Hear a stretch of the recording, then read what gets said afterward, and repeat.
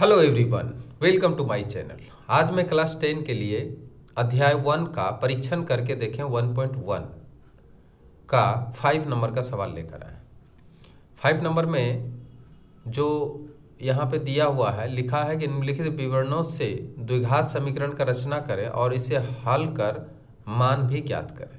ठीक है, तो पहले क्वेश्चन देखते हैं कि क्वेश्चन क्या है। ठीक है, क्वेश्चन है कि 42 को ऐसे दो भागों में बांटो कि एक भाग दूसरे के वर्ग के समान हो। ठीक है, तो ये दोनों भाग कौन कौन से हैं। ठीक, तो इसका मतलब क्या है कि 42 को हम दो संख्याओं में विभक्त कर सकते हैं। ठीक है, पहला संख्या और दूसरा संख्या। ठीक है, तो यहाँ पे हम शुरुआत करते हैं। माना कि यहाँ पे देखिए 42 संख्या है ना। संख्या क्या है? संख्या बराबर 42। माना कि संख्या का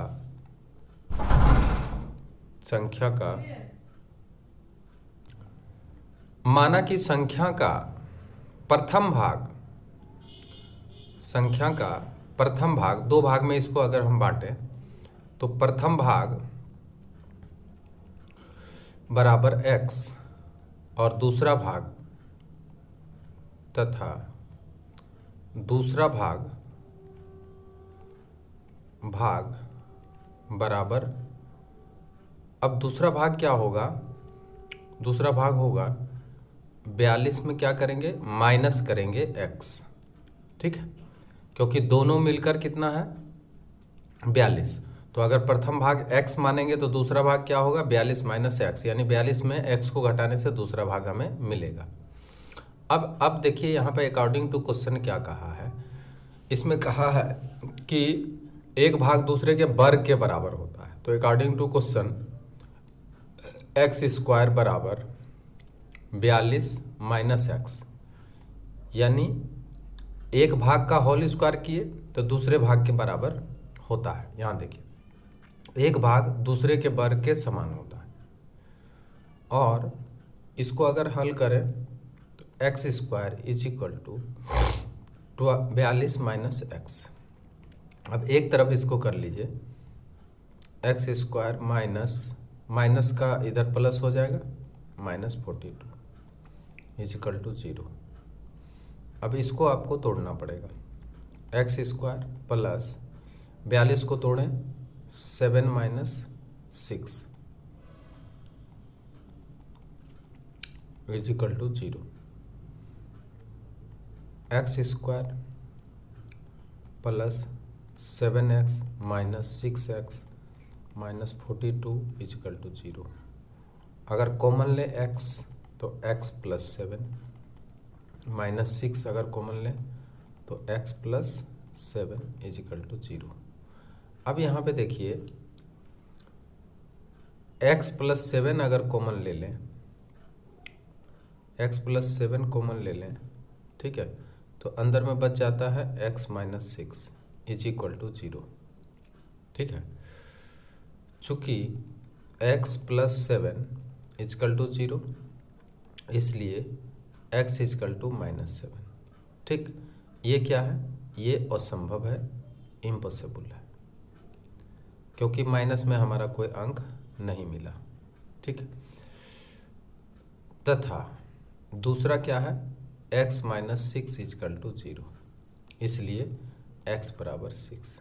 तो एक भाग 6 हुआ। ठीक है, तो दूसरा भाग क्या होगा?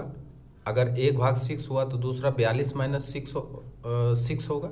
ठीक है, अब हम बोल सकते हैं, इसलिए प्रथम भाग बराबर x बराबर 6 तथा दूसरा भाग जो होगा बराबर 42 माइनस एक्स। तो 42 माइनस एक्स दूसरा भाग है हमारा, तो इसको हम लिख सकते हैं 42 माइनस 6 इज इक्वल टू 36। तो एक भाग 6 है तो दूसरा भाग क्या है? 36 है। दोनों को जोड़िए, दोनों जोड़ने से क्या आएगा, 42 आ जाएगा।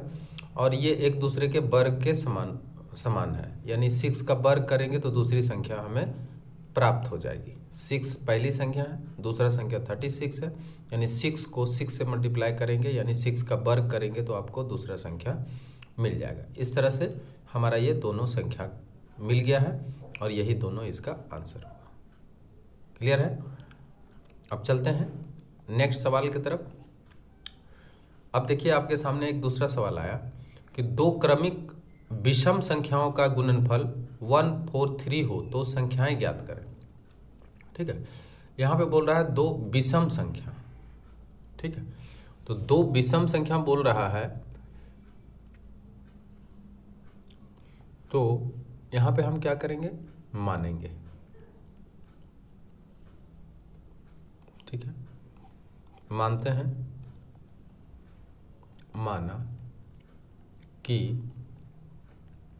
प्रथम संख्या हम मान लेते हैं, प्रथम संख्या बराबर x, इसलिए दूसरा क्रमिक, क्रमिक मतलब होता है इसके बाद वाला। तो पहला विषम संख्या, तो दूसरा विषम संख्या आने के लिए हमें क्या करना पड़ेगा, x के साथ 2 जोड़ देना पड़ेगा, तभी आएगा दूसरा विषम संख्या। अब देखिए अकॉर्डिंग टू क्वेश्चन बोला है कि इनका गुणनफल आता है कितना, 143। तो प्रथम संख्या को किससे गुना करेंगे, दूसरा संख्या से, तो x into x plus 2 is equal to कितना होगा, 143 लिख दिए, और x square plus 2x is equal to 143। ठीक है, मल्टीप्लाई कर देंगे और यही आपका समीकरण बनने जा रहा है। ये आपका समीकरण बना है इजिकल टू 0, ये द्विघात समीकरण बन गया है। ठीक है, अगर परीक्षा में बोला समीकरण बनाइए तो केवल समीकरण बना के छोड़ेंगे, लेकिन अगर कभी कभी इसका मान ज्ञात करने के लिए बोला जाता है तब क्या करेंगे, आप समीकरण को हल करेंगे। ठीक है, तो समीकरण हल कैसे करेंगे तो देखते जाइए। यहाँ पर क्या है कि x square plus 2x minus 143 is equal to 0। ठीक है, और अब यहाँ पे इसको हम सॉल्व करते हैं। ठीक है, एक्स स्क्वायर, अब 143 को थोड़ा सा तोड़ लीजिए, तोड़िए इसको, ये 11 से लगेगा, 11 1 जा 11 और फिर आएगा 3 बार में आ जाएगा, 11 1 जा 11 और उसके बाद फिर आएगा 3 बार में आ जाएगा। ठीक है, 3 उतारेंगे, 11 अगर माइनस करेंगे तो 3 3 आएगा। ठीक है, तो इसलिए इसको हम इस तरीके से तोड़ लेते हैं।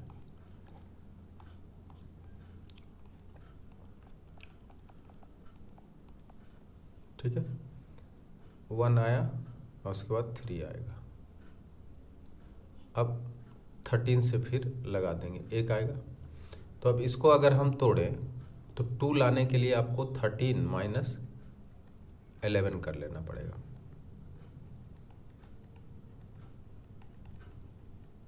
ठीक है, x square plus 13x minus 11x minus 143 is equal to 0। अब इसको अगर हम सॉल्व करें तो x plus 13 minus 11 x plus 13। ठीक है, 11 को 13 से मल्टीप्लाई करके आया तो इसलिए यहाँ पे 13 आएगा, x प्लस 13 आई इंटू एक्स माइनस 11। ठीक है, मध्यपात विश्लेषण के द्वारा ये हमें मिल जाएगा। ठीक है, अब यहाँ पे देखिए, चूँकि x plus 13 is equal to 0, इसलिए x इजकल टू माइनस 13 और ये क्या है, असंभव। ठीक है, अब ये जब असंभव हो रहा है, ठीक है, तो निश्चित रूप से दूसरा को हम निकालेंगे, तथा अब की बार आया x माइनस 11 बराबर 0, इसलिए x इजकल टू 11, ठीक है, प्लस में आ गया। इसका मतलब x का मान जो निकला है वो प्रथम संख्या आपका निकल गया है। इसलिए प्रथम संख्या बराबर 11 तथा दूसरा जो विषम संख्या होगा, दूसरा संख्या यानी विषम संख्या, ठीक है, बराबर 11 में 2 जोड़ेंगे 13, ठीक है। यही आपका आंसर आया, ये आंसर आया और ये आपका समीकरण आया। इसका मतलब 13 और 11 ये दोनों को मल्टीप्लाई करने के बाद आपको 143 मिलने वाला है। आगे बढ़ते हैं और देखते हैं अब कौन सा समीकरण, कौन सा सवाल हमारे सामने आया है। दो क्रमिक संख्याओं के वर्गों का योग 313 हो तो संख्याएं ज्ञात करें। इस बार क्या कहा, दो क्रमिक संख्याओं के वर्गों का योग 313। तो अब दो क्रमिक संख्या है, यहाँ पे ऐसा नहीं है कि क्रमिक विषम संख्या है या क्रमिक सम संख्या है, तो इसलिए पहला संख्या माना कि प्रथम संख्या बराबर x, इसलिए दूसरा क्रमिक संख्या मतलब इसके बाद वाला एकदम जस्ट क्रमिक संख्या, तो ठीक है, इसका ठीक बाद वाला संख्या जो होगा वो x+1 होगा, ठीक है।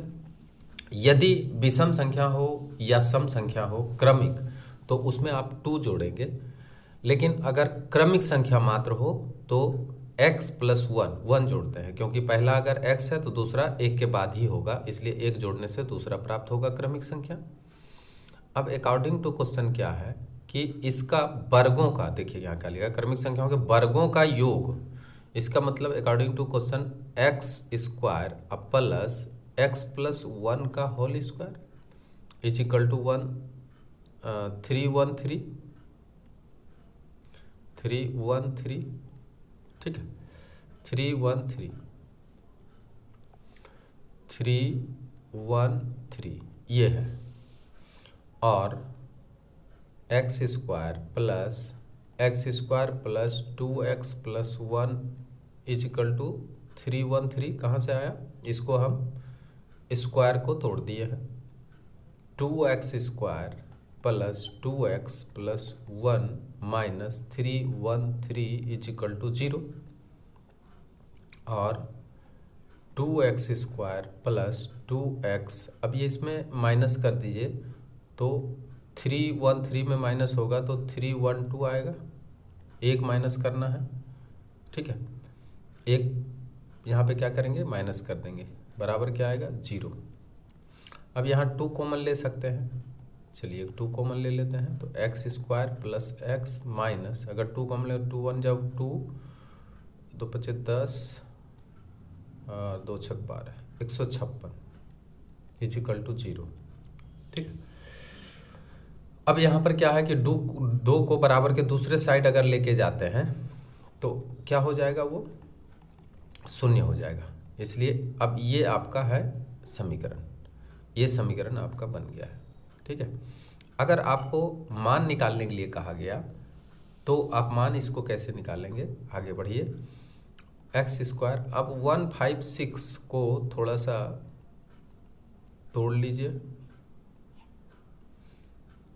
2 से लगाइए, 2 5 10 2 6 12 2 7 14, ठीक है, 14 लगाए, 2 8 16 8 लगाए, फिर 2 से लगा दीजिए, लग जाएगा, 2 3 6 2 9 18, ठीक है, फिर 13 से लग जाएगा, या 3 से भी लगा दीजिए, 3 से भी लगेगा, 3 एकम 3 3 3 9, अब की बार 13 से लगाना पड़ेगा।